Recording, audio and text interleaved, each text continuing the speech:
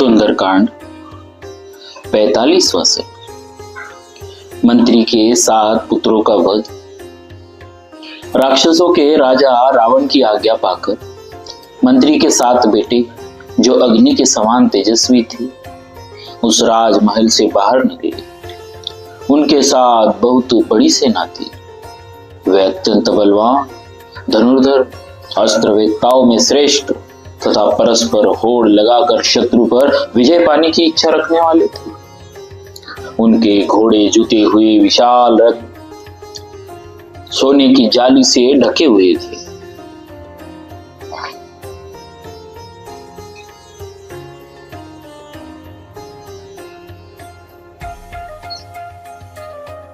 उन पर ध्वजा पताकाएं फहरा रही थी और उनके पहियों के चलने से मेघों की गंभीर गर्जना के समान ध्वनि होती थी। ऐसे रथों पर सवार हो वे अमित पराक्रमी मंत्री कुमार तपाए हुए सोने से चित्रित अपने धनुष्यों की टंकार करते हुए बड़े हर्ष और उत्साह के साथ आगे बढ़े।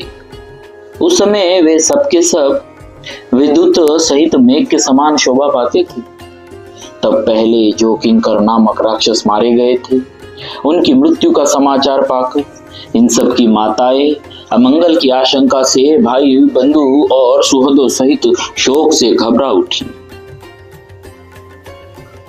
तपाए हुए सोने के आभूषणों से विभूषित वे 7 वीर परस्पर होड़ सी लगाकर फाटक पर खड़े हुए हनुमान जी पर टूट पड़े। जैसे वर्षा काल में मेघ वर्षा करते हुए विचरते हैं, उसी प्रकार वे राक्षस रूपी बादल वर्षों बाणों की वर्षा करते हुए यहाँ विचरण करने लगे। रथों की घरघराहट ही उनकी गर्जना थी। तदनंतर राक्षसों द्वारा की गई उस बाण वर्षा से हनुमान जी उसी तरह आच्छादित हो गए जैसे कोई गिरिराज जल की वर्षा से ढक गया हो। उस समय निर्मल आकाश में शीघ्रता पूर्वक विचरते हुए कपिवर हनुमान उन राक्षस वीरों के बाणों तथा रथ के वेगों को व्यर्थ करते हुए अपने आप को बचाने लगे। जैसे वे मंडल में शक्तिशाली वायुदेव इंद्रधनुष युक्त मेघों के साथ क्रीड़ा करते, उसी प्रकार वीर पवन कुमार उन धनुर्धर वीरों के साथ खेल सा करते हुए आकाश में अद्भुत शोभा पा रहे थे।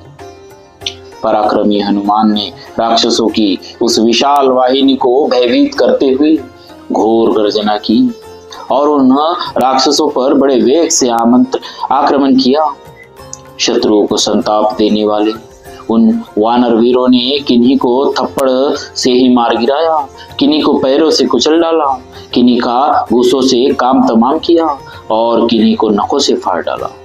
कुछ लोगों को छाती से दबाकर उनका कचूमर निकाल दिया और किन्हीं किन्हीं को दोनों जांघों से दबोच कर मसल डाला।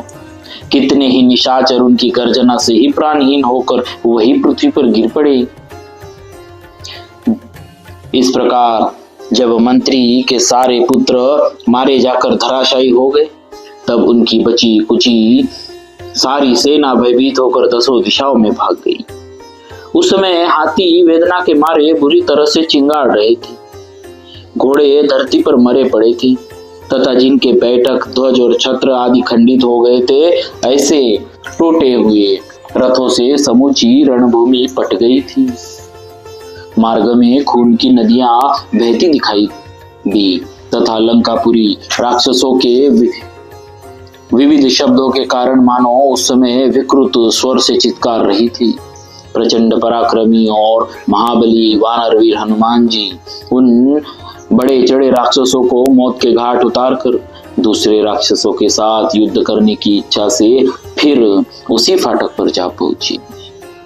इस प्रकार श्री वाल्मीकि निर्मित आर्ष रामायण आदि काव्य के सुंदरकांड में 45वां सर्ग पूरा हुआ। बोलिए श्री सीताराम जी महाराज की जय। भक्तवत्सल भगवान की जय।